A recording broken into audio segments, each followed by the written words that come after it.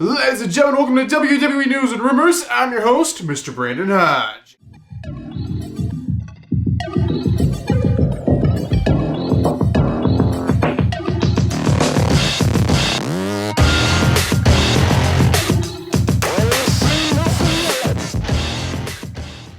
So this video right here is brought to you by SeatGeek. So if you guys are looking for tickets for any event in the entire world, doesn't have to be wrestling, should be any show, you need a ticket for it. Well, use SeatGeek, use code Hodge, and save yourselves $20 off your tickets. Now this is for first time orders only, so if you've used SeatGeek before, you can make a new account, you can still use the code, and guys, save yourselves 20 bucks. Alright, with the promoting out of the way, let's go and jump into this episode of WWE News Rumors with the first and actually only news story of the day. This one's about the Day 1 pay-per-view. So the Day 1 pay-per-view is happening yet again. So last year was the first year they ever did it. Now I kind of like the concept, and it just so happens like this coming year the first actually falls on a weekend as well, so they can also make it another pay-per-view, or maybe I should say premium live event now.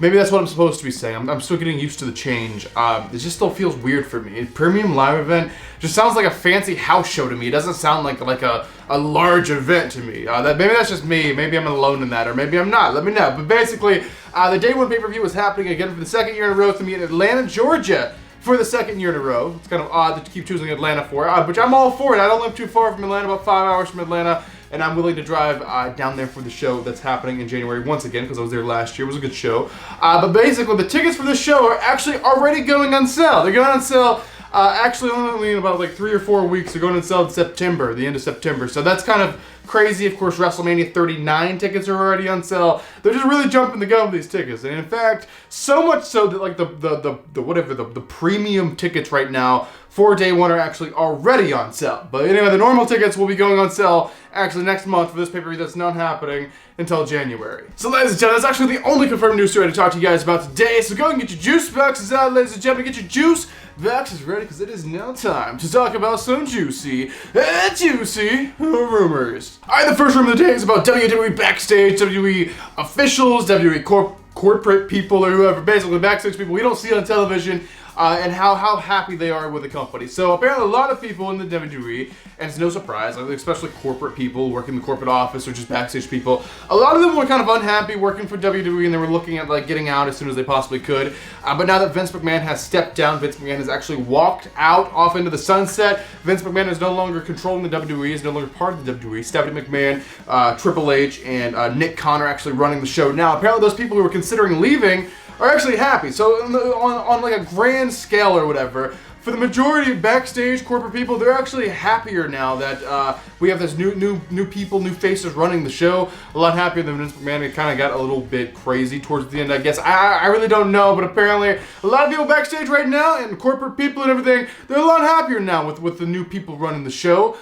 So that's a rumor about that. Alright, the next rumor is about Johnny Gargano. So if you guys do not know, the rumors were true. Johnny Gargano is now back in the WWE. He came back this past week on Raw. If you guys missed that, I'm sorry I had to spoil that for you. But basically, what is the backstage rumors about Johnny Gargano? Like, what's the backstage deal? Did people know he was going to be there? Was he on like the lists, on the scripts? Was he? What is the deal? Apparently, no. Johnny Gargano's return was actually kept top secret. No one knew he was going to be there. None of the wrestlers knew. None of the crew knew. Like, no one knew. When the people knew like he was coming out before the thing, like the soonest they knew is like seeing him like the hallway walking around right before he like came out. So yeah, it was a total secret. No one knew. And you gotta love that. That's what makes wrestling great. Is those secrets, those big surprises, something you don't see coming, a big twist, a big surprise. Always love it. And Johnny Gargano is now back in the WWE, but apparently backstage, absolutely hardly anyone at all knew. Alright, the next rumor is about the WWE Draft, the WWE Draft 2022. We've been talking about this for a little while, saying that, yeah, it should be coming up here pretty soon, probably before Survivor Series, or something like that, like right after Clash of the Castle when the draft's going to be happening. But apparently, no, now that Triple H is running the show, those plans have drastically changed. The draft is actually not happening this year.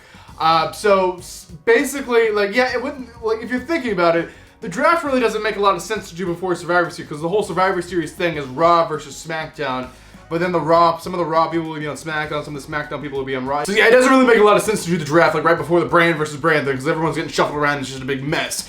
So it doesn't make a lot of sense to do that. So basically what they have came up with is the WWE Draft is now rumored to be like after WrestleMania 39. So we will not have like a shakeup. We will not have a draft. Superstars will not change brands until after next year's WrestleMania. So there is quite a large gap of having the same rosters, but at the same time, it does make sense going forward within, for years forward, just doing the draft like after WrestleMania every single year. So there's going to be a big gap, but once it gets going, we'll have one every single year at the same time every year, which will make a lot more sense. So yeah, the next WWE Draft will not be until next year, will not be until 2023. It will be after WrestleMania 39 is the current rumor about the WWE Draft. Alright, ladies and gentlemen, this is it. This is the fun news, so the final rumor, the final thing we talk about inside this episode of WWE News and Rumors. So this is about Theory. This is about Austin Theory. Did he get his first name back yet? Or is he still Theory? I saw Triple H is giving some people their full names back because Vince had a weird thing about just cutting out people's names. Like they'd have a first name and a last name, and Vince's like, no, a superstar doesn't have